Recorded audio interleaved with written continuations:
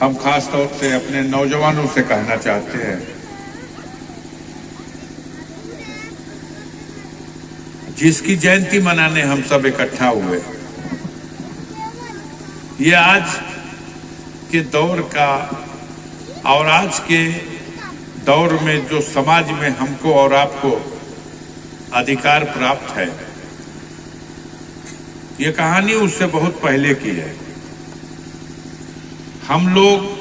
प्रायः अपने सोचने का दायरा उसी सीमा तक रख पाते हैं जिस सीमा को हमने देखा है या जो वातावरण हमने अनुभव किया है। लेकिन तब जब समाज में कोई स्थान ही नहीं था, मानव के रूप में जन्म लिया आपने, अगर जन्म किसी राजा महाराजा के घर हो गया, किसी रियासत के नवाब के घर हो गया तो खुशनसीबी है, फिर विरासत में ही राजा महाराजा और नवाबी ठाट बाट सब मिल जाता था। तब किसी को, सामान्य लोगों को स्कूल तो थे नहीं कि शिक्षा लेने का अधिकार मिले, गुरुकुल में भी प्रवेश की इजाजत नहीं थी। गुरुकुल के लिए भी आवश्यक था कि वो कहीं न कहीं उसका वंश किसी राजघराने से जुड़ा हो। उस गुरुकुल में भी जो गुरुओं का इतिहास पढ़ने को मिलता है, द्रोणाचार्य भी शिक्षा देते थे तो अर्जुन को देते थे, और एकलव्य को भी शिक्षा ग्रहण करने का अधिकार नहीं था, चाहे वो निशानेबाजी की शिक्षा हो और चाहे वो सामाजिक गुणों की शिक्षा हो। उस दौर में आज से इतने सालों पहले काशी, जो धर्म की नगरी से स्थापित मानी जाती रही है, उस धरती पर संत गुरु रविदास जी का जन्म होता है और एक ऐसे समाज में जन्म होता है। जब गंभीरता से सोचिए तो सर घूम जाता है कि कैसा वातावरण रहा होगा, और उसके बाद जब उस इतिहास को पढ़िए कि काशी की धरती पर बड़े बड़े विद्वानों के सामने एक चुनौती थी कि किस तरह से इन्हें हम एक साधारण रूप में या अपने से कम ज्ञानी के रूप में इनको कर सके, उस मुकाम पे खड़ा कर सके। लेकिन तब अपने चमत्कारों से, अब उसको हम चमत्कार कहते हैं या हमें बता दिया गया चमत्कार, लेकिन अपने गुणों से उन्होंने कई अवसरों पर शास्त्रार्थ में भी और चमत्कार दिखाने में भी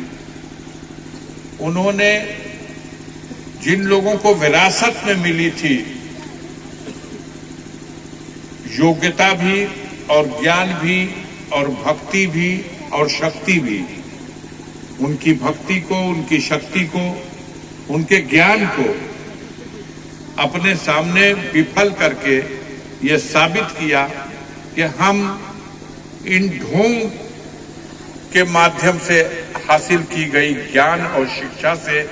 कहीं ऊपर हैं, और हमारे पास जो ज्ञान है, हमारे पास जो शिक्षा है, हमारी भक्ति में जो शक्ति है, वो इन ढोंगी लोगों की शक्ति से कई गुना अच्छी है, ऊपर है और बड़ी है। साधारण बात नहीं थी कि बड़े बड़े राजा राजकुमारियां और बड़े बड़े उस दौर के साहित्यकार उनके चरणों में गए, उनके शिष्य बने और स्वीकार किया,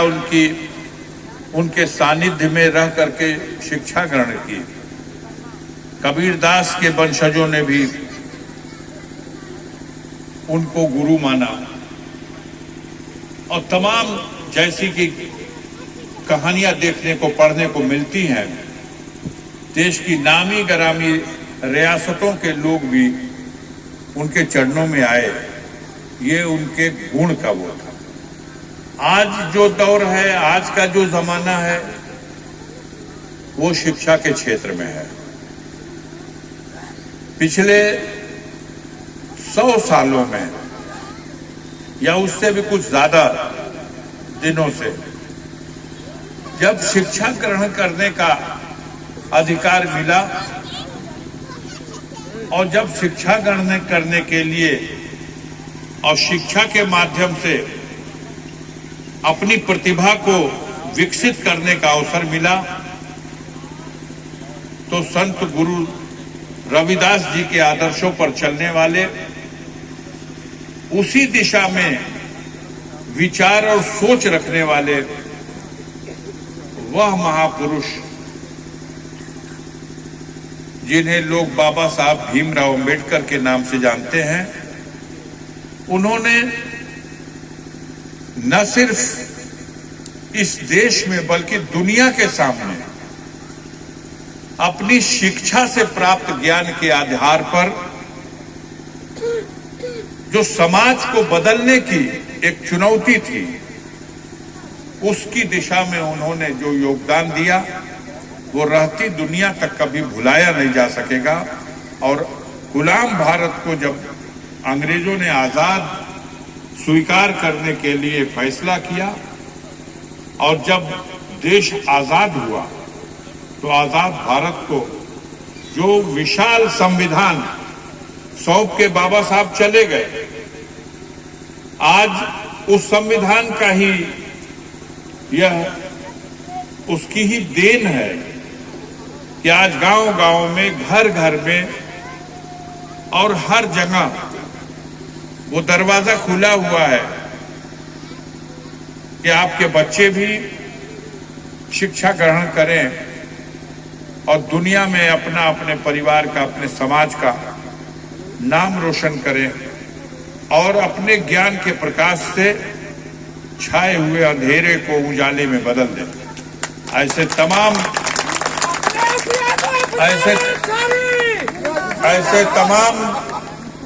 समय में देखने को मिला। आज इतने वर्षों के बीत जाने के बाद दुनिया की मानी जानी यूनिवर्सिटियों में अध्ययन करने वाले, रिसर्च करने वाले ये विवश हो गए। अमेरिका विवश हुआ, ब्रिटेन विवश हो गया कि पिछले 250 सालों में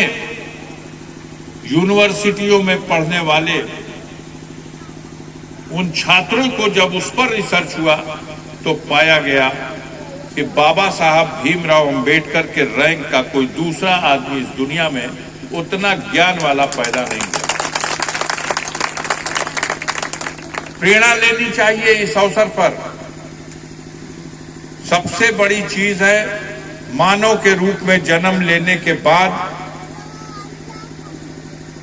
कि व्यक्ति चाहता है कि हमें भी मानव स्वीकार किया जाए। हम मानव हैं, लेकिन हमारे समाज में जो बुराई है, यह जाति आधारित समाज, वर्ण आधारित समाज, आजादी के 75 साल के बाद भी मैं स्वीकार करता हूं, संविधान और कानून होने के बाद भी सही मानों में आज भी समाज में समानता को, बराबरी को स्वीकार नहीं किया गया। एक कदम बराबरी की बात करने के बाद दूसरा कदम असमानता की ओर बढ़ जाता है। और इसी का कारण है कि आज भारत में वह संविधान जो बाबा साहब भीमराव अंबेडकर देश को दे के गए, आज व्यवस्था चलाने वाले लोग उस संविधान की आड़ में, उस संविधान में जो रास्ते दिखाए गए हैं, उसी रास्ते की आड़ में आज संविधान विरोधी तमाम तरह के गतिविधियां होती चली जा रही हैं। हमारे समाज में, हमारे संविधान में पूरी तरह धर्मनिरपेक्षता के आधार पर कल्पना की गई, अधिकार दिए गए, लेकिन न समाज में बराबरी को आज भी स्वीकार करने के लिए लोग तैयार हैं और न धार्मिक रूप से स्वतंत्रता प्रदान करने के लिए तैयार है। चिंता का विषय है, आगे आने वाले दिनों में देश के सामने बड़ी चुनौतियां हैं। ऐसी भी विचार रखने वाले लोग हैं कि देश से बाबा साहब भीमराव अंबेडकर के संविधान को हटाया जाए और फिर से कोई मनचाहा ऐसा संविधान बनाया जाए जिसमें अपने मन के अनुसार हम बड़े हैं और सब तुच्छ है। मेरा मानना है कि राष्ट्र तो पहले भी था, राष्ट्र आज भी है, राष्ट्र के प्रति प्रेम तब भी था और आज भी है।